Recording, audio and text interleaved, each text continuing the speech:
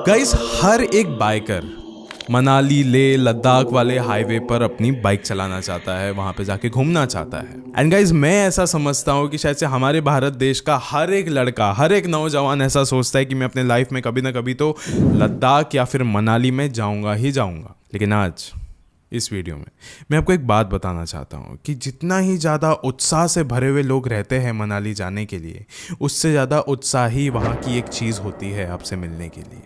लेकिन वो चीज़ कोई इंसान नहीं है। क्या है आपको आगे पता चलेगा।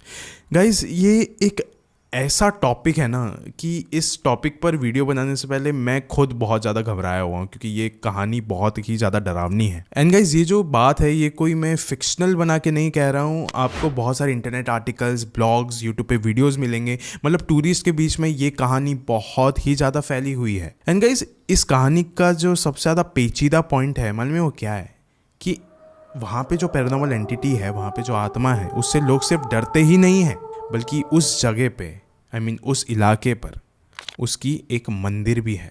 अब ये सब कुछ क्यों है, वहाँ पे उसकी पूजा क्यों करी जाती, लोग ये सारी चीज़ें क्यों करते हैं, क्या है वो आत्मा, और क्या हुआ था ये हादसा, वो पता चलेगा आपको आज इस वीडियो में। अब ये वीडियो शुरू करने से पहले ऐसे ही और horror, mysterious and historical videos देखने के लिए सब्सक्राइब कर दीजिए इस चैनल को।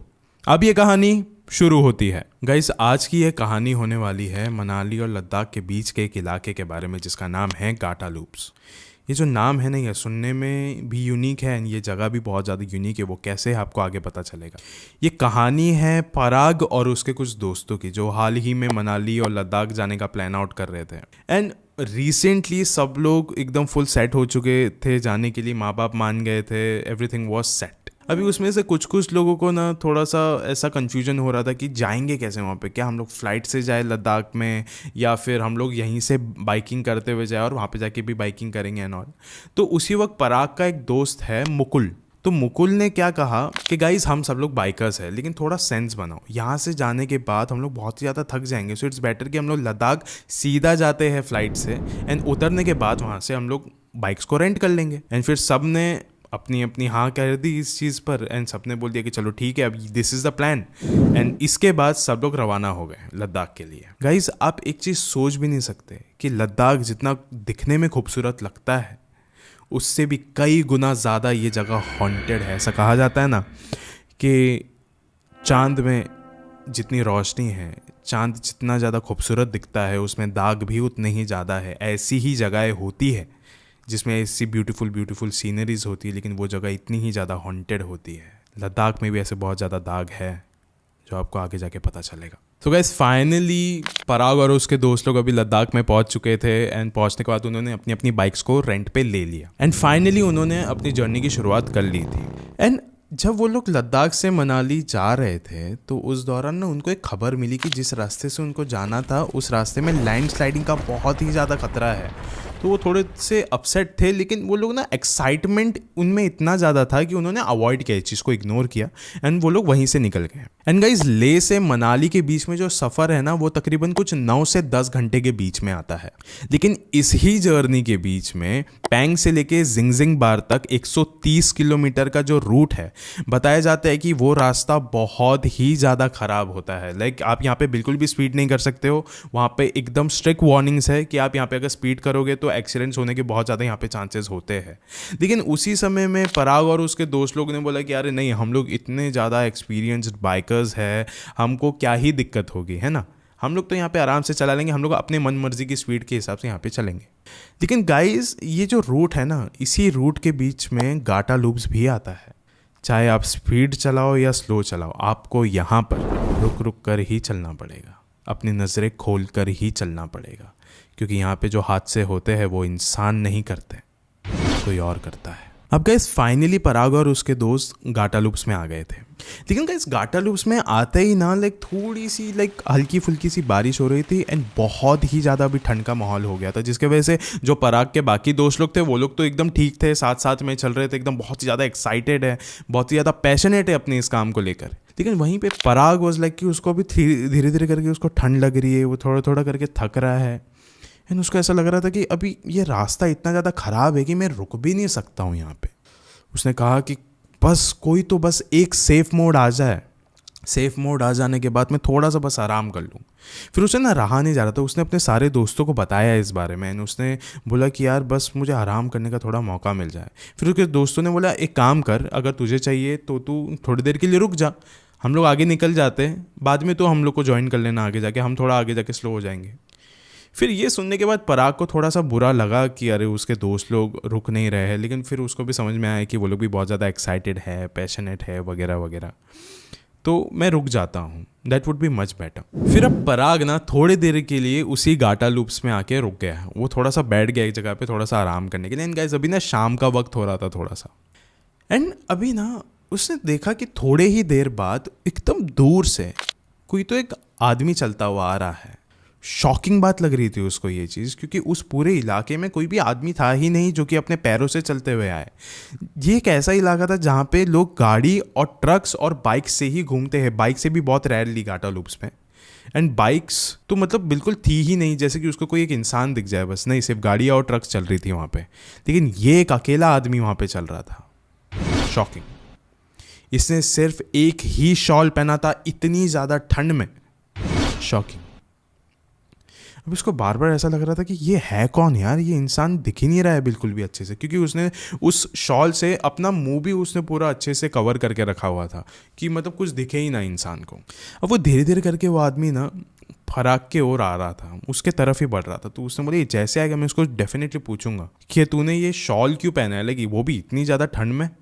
अब वो इंसान पराग के बिल्कुल करीब पहुंच चुका था, एंड अब वो इतना करीब आ गया था कि अभी पराग उसको फाइनली पूछ सकता था कि भाई इतनी ठंड में सिर्फ एक ही शॉल क्यों पहना है आपने। एंड उसने कुछ जवाब नहीं दिया। तो फिर पराग ने उस इंसान को ऊपर से लेकर नीचे तक अच्छे से देखा, एंड उसने देखा कि उस इंसान के बदन में बहुत ज़्यादा चोटें लगी हुई है, एक्चुअल में बहुत ज़्यादा चोटें लगी हुई थी। पराग को देख के थोड़ा सा बुरा लग रहा था। उसने बोला कि पहले तो आप ज़्यादा कपड़े पहनो, और दूसरा कि लाइक आपको ऐसा ठंड में नहीं घूमना चाहिए, एंड इतनी ज़्यादा अगर आपको चोटें लगी है तो इसका इलाज कराओ, ऐसा आपको नहीं घूमना चाहिए इतनी ठंड में, वो भी। फिर भी उस इंसान ने ना कोई भी जवाब नहीं दिया उसको। बहुत ही ज़्यादा अब उसको अलग सा लग रहा था कि भाई मैं इतना सब कुछ बोल दिया हूँ, इसने कुछ जवाब नहीं दिया है मुझे।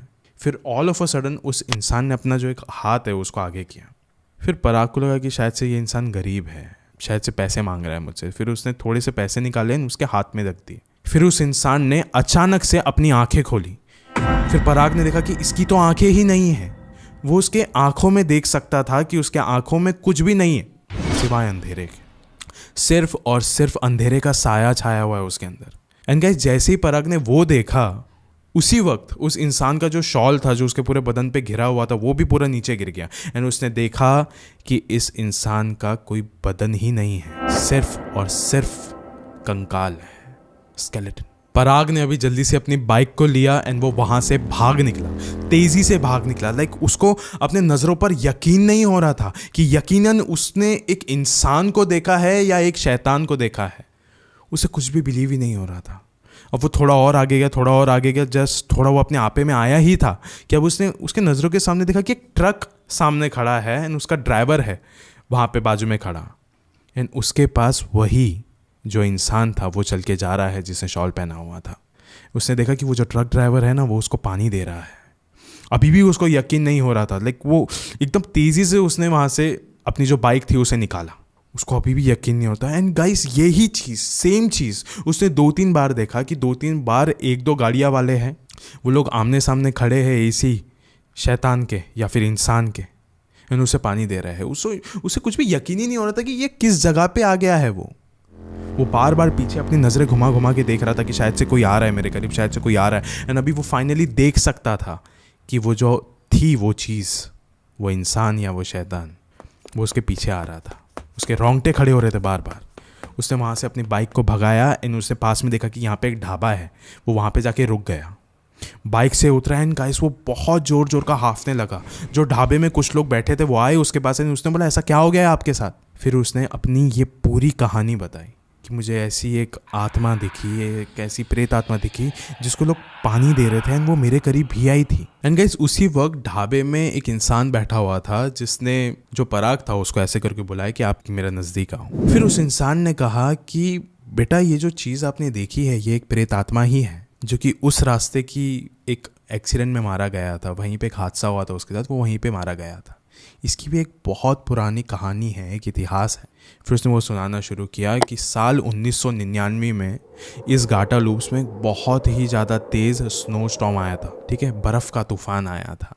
एंड उसके बीच में एक ट्रक ड्राइवर जो कि बहुत टाइम से निकला हुआ था, उसको एक जगह पे डिलीवरी पहुंचानी थी अपने सामान की, रॉ मटेरियल्स की, वो जा रहा था वहाँ से। उसने सोचा कि कितना भी बर्फ़ का तूफ़ान हो मुझे फ़र्क नहीं पड़ता, मुझे अपना ये सामान को डिलीवर करना है। एंड उसी वक्त उसको पता नहीं था कि घाटा लूप्स में बहुत ही ज़्यादा स्टक हो जाने वाला है वो।